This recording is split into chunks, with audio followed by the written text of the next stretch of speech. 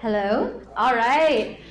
Okay, I am so glad to be presenting here today, last talk of the day, and this has just been such an exciting opportunity to be not only part of the TechNet community, but also to be able to come to my very first hackathon today. So without further ado, this is Hack the Recruiter Screen, Insider Tips from a former tech recruiter.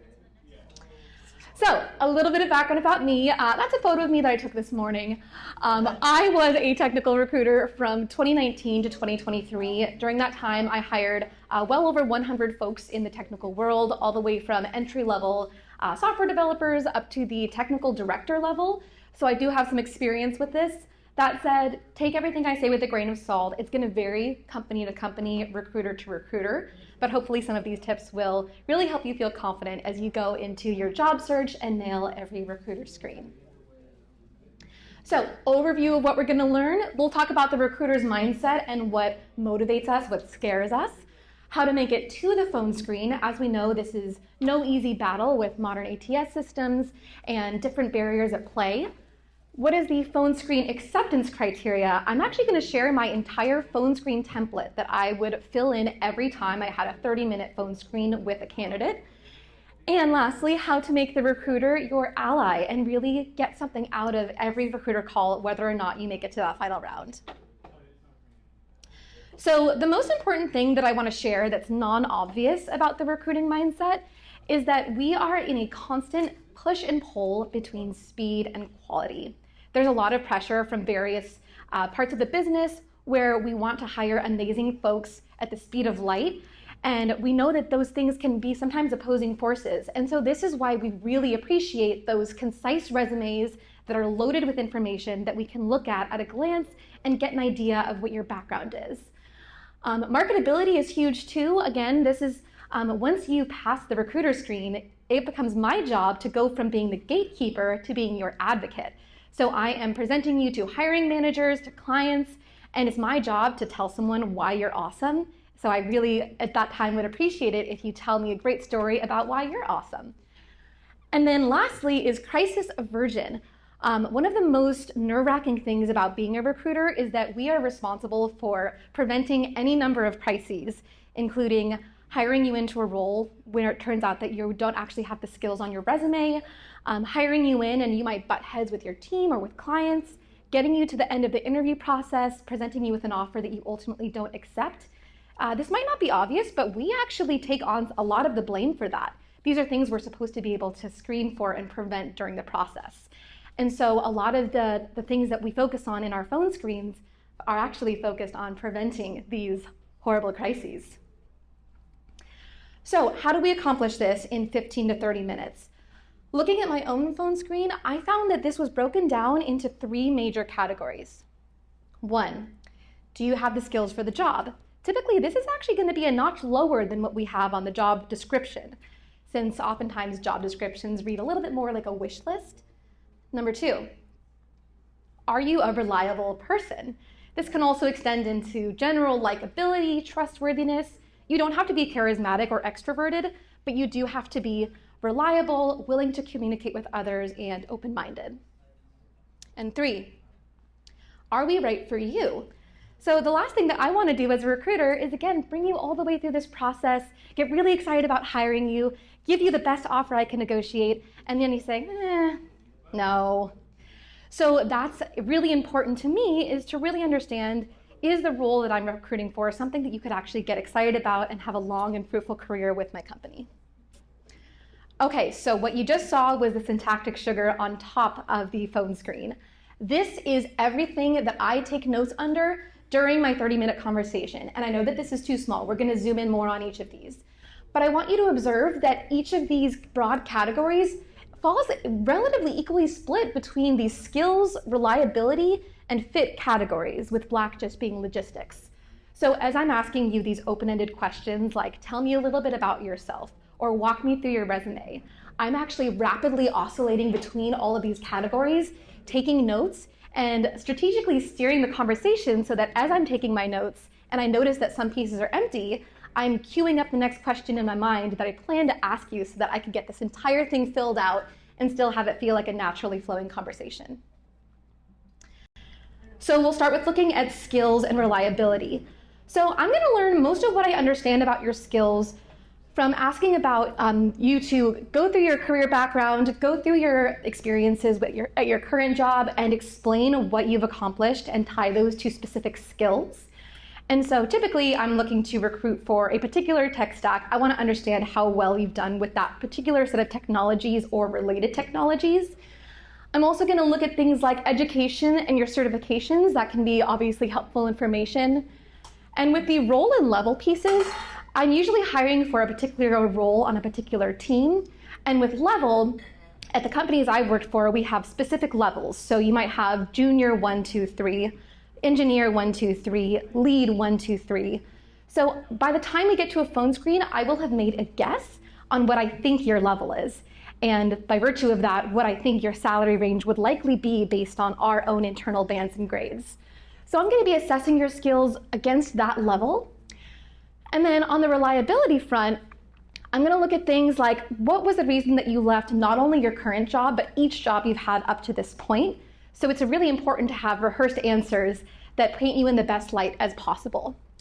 And then things like average tenure, job gaps. We all know that if you have a lot of really short stints at companies, that can look like a red flag.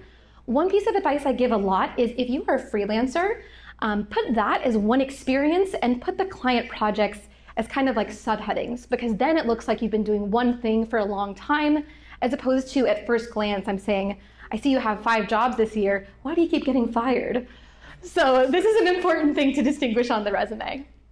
And then LinkedIn and GitHub, this is so important, and I don't see a lot of people doing this, but really injecting some personality into the LinkedIn and GitHub can help me understand what are you about and get a little hint of your personality before picking up the phone. And I would love seeing projects on GitHub that really reflect someone's passions. So these questions in yellow are more related to if we get to the end of the process and I give you an offer, will you accept, will you stick around, and will I not get in trouble? So salary expectations, your goals and preferences, how far along you are in your current job search and who else you're interviewing with, and what is the commute distance to the office, or would you be working remotely? One time I got rejected from a job that I was very enthusiastic, and the recruiter told me it was because I lived too far away, even though I said that I would be willing to do the commute. And that recruiter saved my life. I would have been so sad commuting that far, and I probably would have quit. So a lot of times as a recruiters, it's our job to really be realistic. The candidate oftentimes just wants the job so bad or wants to win every interview that they're going to tell us what they think we want to hear. But ultimately down the line in the real world, you're going to make the choice that's best for you. So as a recruiter, it's my job to really dig in and understand, what do you need? I'm going to spend some time on the salary part because that is a really important piece of the conversation. I mentioned before that based on the level that we are assessing you to be at, I'm expecting a specific salary range that I think that you're going to be offered if you were to be accepted for this job. And so typically I'm going to ask you first, what salary range are you targeting? And I'm not doing this so that I can lowball you or do some kind of recruiting trickery. It's really so that I can get an honest answer and compare that against what we're reasonably able to offer. Because again, if somebody is asking me for the salary range and I give it to them and they say, that sounds good, okay, sure, yeah, I'll move forward. I don't have the information that that's actually them settling and they were looking for something $30,000 more. And then again, we're in this crisis where a few weeks into the job, they get a better offer and they leave and I get in trouble. All right, so this is all crisis aversion. That said, it's totally okay to ask for the salary range. I highly recommend doing that. A lot of job postings post that and it's legally required in California to do so. But just kind of understand that that's part of why recruiters ask that question and come into the phone screen with a good idea of what the market rate is for your role, and be ready to have that in your back pocket in case the conversation goes there. But how do we make it to the phone screen? This is no easy task, like I mentioned, but I do have a few tips that I hope will be helpful. Hack number 1, weasel your way into the recruiter's inbox by any means necessary. I cannot overstate this. The ATS system, there are a lot of folks who've been able to apply in the regular way and get amazing jobs and have happy careers. In this market though, it is really, really tough. The ATS, generally speaking, is not your friend. And so that's why I recommend that you go to events like this, meet fabulous people, get referred by someone you know ideally. But a specific tip I can give you is if you are interested in a job that's posted on LinkedIn, for example, you can go to the company page, go to the people, and LinkedIn will show you if you have any secondary connections with anyone who works at that company. Go there first before you click apply. A funny story that's a little bit embarrassing is that one time I was trying to apply for a job at a place that I thought looked really amazing. I used that method, and I noticed that someone who worked at that company was connected with my kindergarten boyfriend, who I hadn't spoken with in at least 15 years. Although we did have a 3-year relationship. It was my longest relationship until like last year with my husband. But I shamelessly reached out and said, "Hey Brad, it's been a while. Hope you're doing well. This is really weird, but do you know this Ryan person like personally? And if so, would you be open to connecting me? Because he works at this company that I think is super cool. I would really appreciate it. Again, I know this is so weird, but hope you're doing well." And he did connect me. I did connect with that person and I got hired. I actually got a job that way. And so crazier things have happened. This is a really strong method that is going to get you past the ATS because again, the ATS is not your friend. Do not do that. And then if you have really tried everything you can to get in with someone in the company, you've asked for coffee chats with recruiters and devs who work at the company you're targeting, then you can try cold messaging the recruiter. This has maybe like a 1 in 5 chance of getting a response, but 1 in 5 is better than what you will get with the ATS. And so that is why we have this in such small text. If you really must, if it's your absolute last resort, you can go ahead and click the apply button. But when you do, load your resume with keywords so that the ATS lifts your resume closer to the top of the pile, and then move on, keep on going. Rejection is unfortunately so common for all of us, but it's a numbers game and somebody will see how awesome you are. You just have to get your resume in front of the recruiter. Number 2, ease the recruiter's fears. So those 3 categories, the skills, the interpersonal ability, likability, and the concept of you really being a great fit for the role and the company being a great fit for you, ideally, you're going to proactively answer those questions for the recruiter through your resume. So I would be really impressed by resumes that show skills in the real world. So if you're a student, try to get freelance work, try to contribute to open source, do whatever you can to show skills in the real world. As for interpersonal skills, this can show up on your LinkedIn, blurbs about your personality, but it can also show up in terms of things like if you have ever been part of a committee at your job, or if you've ever led a community event, or even if you've attended certain events. If you have given advice to one person one time about development, you can say that you've mentored developers. And so anything like this on the resume tells me that you can get along with people, and that is going to really stand out compared to people who don't have that. And then lastly, tells a compelling story that logically ends with the role. This is especially relevant for career changers like myself. If you look at my resume, you're going to see so many things. You'll see music degree, account management, sales, recruiting, property management, development. That doesn't make sense. And so I had to really tie that into a narrative that logically ends in software development, which for me was that I've always been really drawn to technology and to user experiences. For everything I did in business development and account management, I was always standardizing systems and building web pages outside the scope of my role. And so I made sure to include all of those in the resume so that when somebody looks at that, they're not wondering, what's the deal with this person? I would say beyond these top 3 questions, if you can answer the question, what's the deal with this person on your resume, and not let any questions rise in the recruiter's mind, you've done a great job. And that leads to the point that this is a tough pill for a lot of folks to swallow. Your resume needs to be able to be effectively scanned in 6 seconds and needs to be understood in 10 minutes. So the 6-second rule that you hear about with recruiting, where it takes 6 seconds for a recruiter to decide whether to move you forward, I would say that's a half-truth. If I reject a resume, I would say oftentimes yes, it is in less than 6 seconds because I identify a red flag, it's poorly written, there are confusing or odd things on the resume that kind of activate my fears about those 3 things that I mentioned. But if you make it past the 6 seconds, I'm going to spend more like 10 to 15 minutes really combing through each detail, trying to understand this narrative story of you, trying to map all of your accomplishments to the job that I'm recruiting for, and trying to understand whether or not you would be a great fit for this role. So this is why we can't have resumes that are 4 pages long with 8-point font. You cannot fit all of your experience into a resume oftentimes, especially if you've been doing this for a while, and expect all of it to be comprehended and understood. So save some of those points for the in-person conversation or phone screen and only put the most compelling points on the resume, limiting it to what can be scanned in 6 seconds and understood in 10 minutes. And number 3 is practice the 3 R's. So this is going to be reflect on your story, refactor your narrative, and rubber duck.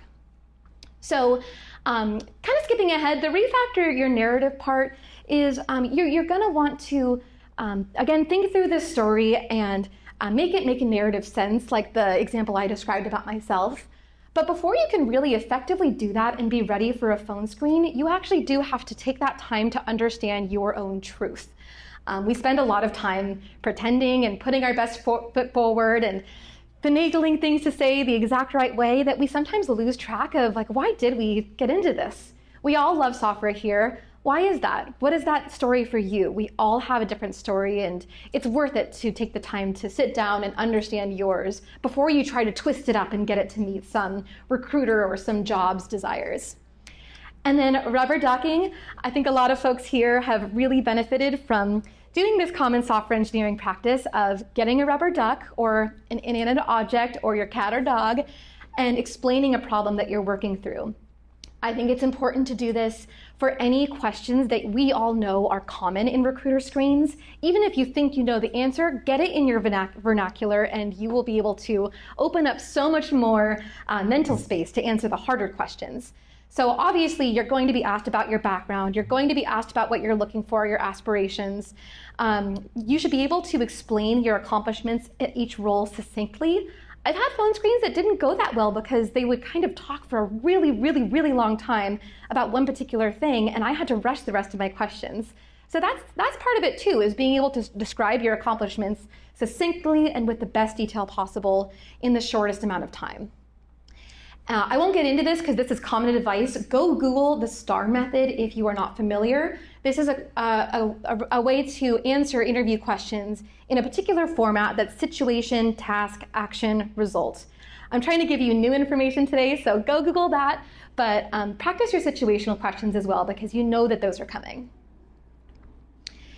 And lastly, my hack number 4 is make an ally. Generally speaking, recruiters get into this line of work because they like people and they want to bring people in. Their instinct is to gather people together and bring people into something. And it's only by force that we are made to be gatekeepers and break people's hearts. And so understand that when a recruiter is talking to you, they're rooting for you and they want you to succeed. Probably partly because we like those people, like I mentioned, but also because they have a vested interest in you succeeding. So know that you've got an ally on the call. A lot of recruiters will actually give you intel if you ask on the rest of the process. So you can actually ask like, hey, what can I prepare for this technical interview? And some recruiters will actually tell you exactly what's on the technical interview. They shouldn't do that, but some of them will. And then I want you to understand as well that every single call is a chance to learn something. One really helpful thing that I do whenever I am a candidate interviewing for a job is once the interview is over, once I've asked my other questions, I'll ask one last question, which is, based on my background and based on this conversation, do you have any reservations about moving me forward in this process? And is there anything you're concerned about that would make it hard for me to succeed in this role? And sometimes they say no, and I'm like, does that mean you're moving me forward? And sometimes they'll say yes. They'll say things like, yeah, I think you're really great at X, Y, and Z. I'm just concerned that you don't really have this experience that, some of our other candidates have. And then I can either say something like, totally, that's fair, that makes sense. I want you to know that this is my top choice. I really am so excited about this company and I am willing to put in the time to learn. Or you might say something like, actually, I think you missed a point there. I do have that experience. It's on page 3 of my resume in 3-point font on the 15th experience that I have that you didn't read because it was too long. So again, I just want to really drive this point home that the recruiter is hopefully a friendly ally to you who wants you to succeed and who can help you out. And so I hope that with all of these tips, you can really feel confident going into these conversations. Thank you so much. At this point, I have about 10 minutes for questions. Yes? What are your thoughts on cover letters? Ooh, yeah, good question. This is another one where like your mileage may vary for other companies. We didn't require them, and like it would be like a half-point plus for me. Like for me, it didn't really make a huge difference. If I like your resume, I'm going to move you forward, and if I don't, then I won't. But if it's like between you and another candidate who's like similarly skilled and I can only hire one person, I'm probably going to hire the person who's more enthusiastic about the role. I think a cover letter only adds value if you're really going to personalize it to the job. If I'm getting a generic cover letter, it's basically the same as getting nothing. So again, that's totally different. A lot of recruiters require it. A lot of recruiters think it's strange. It's so fickle, but that's my general thought, is that it can set you apart if it's catered to the job. Thank you so much.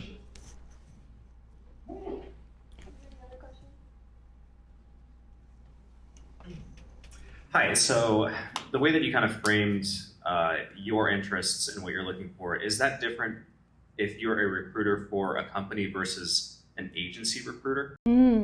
Yes, definitely. So are you asking specifically about what the candidate is like looking for and what their interests are, or what I use to screen them? Yes, because here's an example. Yeah. Let's say that we're getting to like the negotiation phase. If I'm working through an agency recruiter, they're incentivized to actually get as much compensation for me as possible, right? And that's, I would think, different than if the recruiter is working for the company that is being applied to, because they're trying to save the company money, not necessarily make more money for the candidate themselves because they're, you see, yes. That's what I'm getting. I see what you're saying. And I do have experience in both settings. So I've been an agency recruiter and an in-house recruiter. I would say like specifically for the compensation piece, I have worked in settings where it's kind of wild, wild west, and we're just throwing offers out sort of based on vibes, which is a bad way to do it. Ideally, you're validated through a technical interview and your experience all lines up. But as an agency recruiter, definitely we would try to negotiate as high as possible without risking them turning you down because of the price. So it's kind of a fine art. My most recent recruiting experience follows the conventions of a lot of companies where you have specific bands and grades for particular roles. So I was never incentivized to try to get a candidate at the bottom of that range. That was never like something that was encouraged. We would try to offer a number within that range that we were confident that the candidate would accept and that felt fair based on the rest of the team. And so specifically for the salary question, like I was never really like actively encouraged to try to get people for as low as possible, but it can vary for different companies.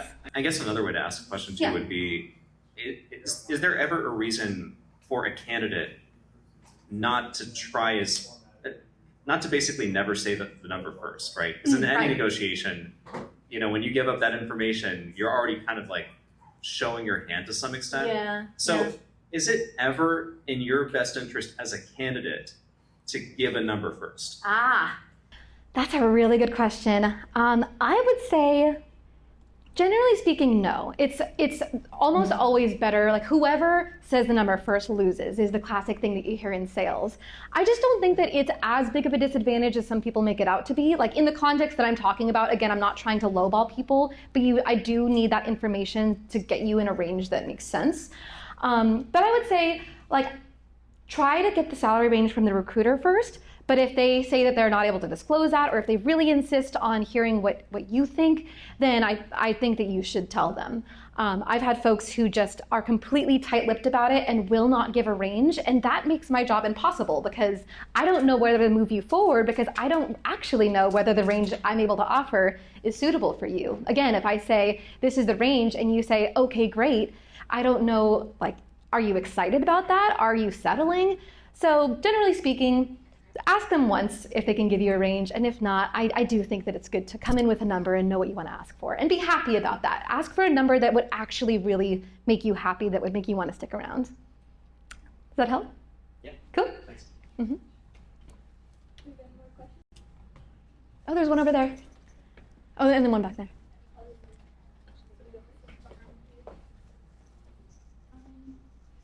So I wonder how you feel about using ChatGPT to find keywords for your resume. Ah, okay, I thought that question was going in a different direction. I was like so ready. I think that's fine. I think you should. I think that, yeah, using ChatGPT to populate your resume with keywords is a great strategy. Of course, reread whatever it wrote, make sure that it makes sense, like grammatically, and that you're doing it in the right way. But yes, I think that's a great idea. I thought you were going to ask about like using ChatGPT to like either write the resume or write the cover letter, and I'm here to say that we can tell when you do that. They all sound the same. So use ChatGPT sparingly, but definitely, you know, if you're using this method of applying in the typical way, then having those keywords is going to really help, and ChatGPT can be a powerful tool to do so. Along with that, do you recommend the online scanners too? It depends. I think that sometimes they can have helpful insights, but sometimes those scanners will give you really bad grades on your resume and say, your resume is 30% good, pay our monthly fee to see what's wrong with it. You don't need to do that. You can get it proofread by friends. You can ask ChatGPT, which is free. You can DM me. I'll help you with your resume. But yeah, I don't think that those scanners can sometimes help, but take that with a lot of grain of salt, because some of them are incentivized to tell you that your resume sucks so that they can take your money. Thank you. I appreciate your insight. You're welcome. A question back there?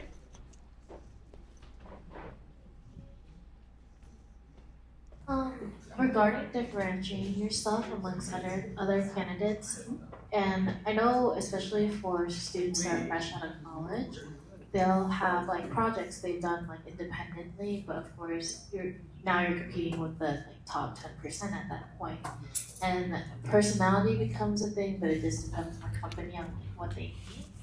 Then would you say that there's, other than personalization, would there be a way for you to stand out amongst others, other than being innovative? I know it's like a lot of filters, but I think in a lot of job applications I've seen, they're like, oh, like 15 plus years experience, like 7 plus.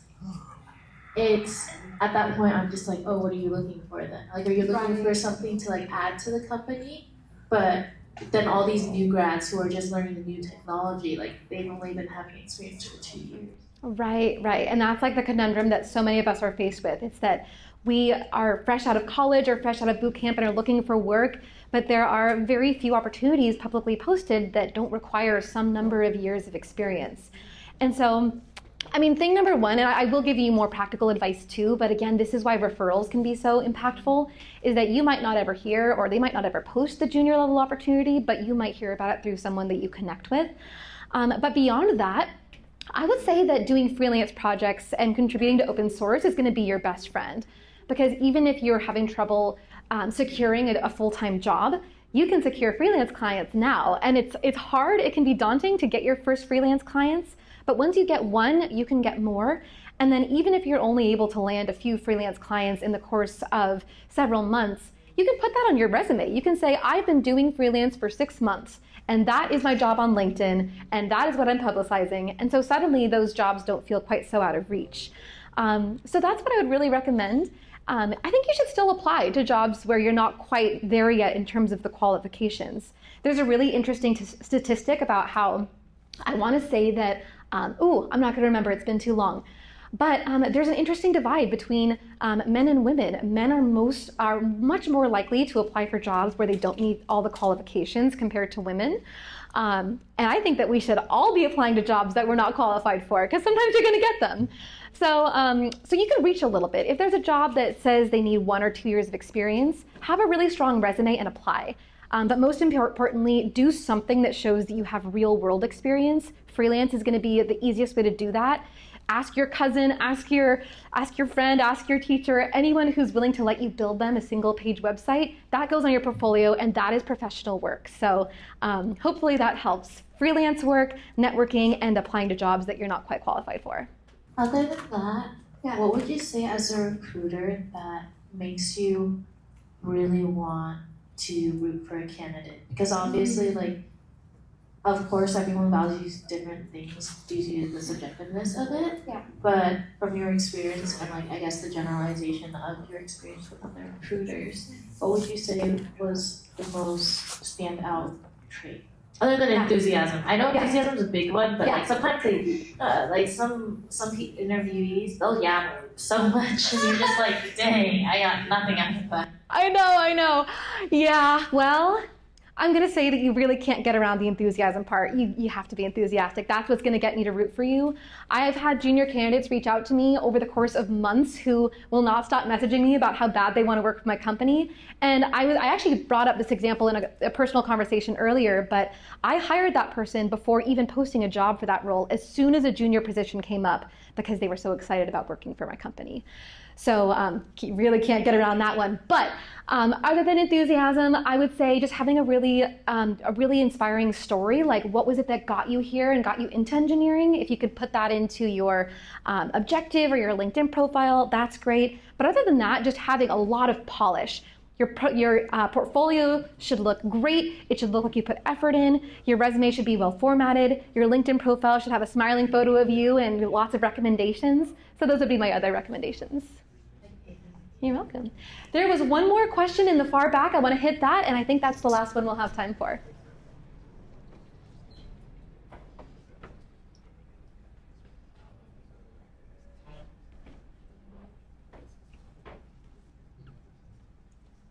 So my question is, how do you like optimize for like finding smaller or like medium-sized companies that like you probably don't know about, but they exist? Like, how do you find those companies to invite them? Like, there's probably a role that you can find that's like perfect for you, but you just don't know the company exists.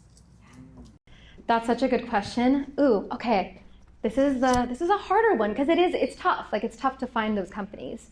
I would say that applying local is going to be really helpful. So on LinkedIn, for example, you might be able to find some companies by going into LinkedIn, and I'm trying to recall if this is a free feature or not, but I do think that there's a filter for company size, which can be helpful. But what a lot of people don't know is LinkedIn is pretty expensive to post jobs on. And if you're a small organization, you might not have that budget. So go past LinkedIn and go to Indeed. Indeed is free for employers to post, so check that out. You can set alerts on Indeed for postings. And then beyond that, I think you can go even further. I subscribe to a couple of local newspapers. Some of them will have upcoming companies, announcements about companies that are opening up. So those can be helpful resources too. I'm trying to think if there's any other way. I mean, aside from that, I think just going to events like this, networking with folks, and letting them know that you're interested, you might receive opportunities that way. But I think the lowest hanging fruit for that one would be to check out Indeed because they're free, and those small to medium companies are more likely to be there than LinkedIn if they don't have a lot of recruiting budget. Did you have something to add? I was going to say, Oh. the website's well. Hang on. I think it's well found, right? It has like startups, and you can actually search like what the funding round is and how big they are, and that might actually get you to companies in the size you want, especially if they're like hyper local. I also know that Orange County has Orange County Business Journal, and there's always articles in there about companies, either startups or they just opened an office or something like that, which you may not necessarily find them on LinkedIn, but usually those articles are like, hey, this is the head of whatever, CEO, blah, blah, blah. And then I would just say, use an app like Hunter.io to like mention that person. Like, hey, company says it's really cool. Like, are you hiring? Et cetera. Go from there. Yeah. Yeah. And the reason I asked this question is that that's kind of how I got my current job right now. It's like I found some guy who network, and I was like, I didn't know this company existed. So if I had known, I would have applied way sooner. So. Yeah, that's the double-edged sword sometimes, is that you won't know about those opportunities unless you hear about them from someone else. So it really just emphasizes the importance of networking.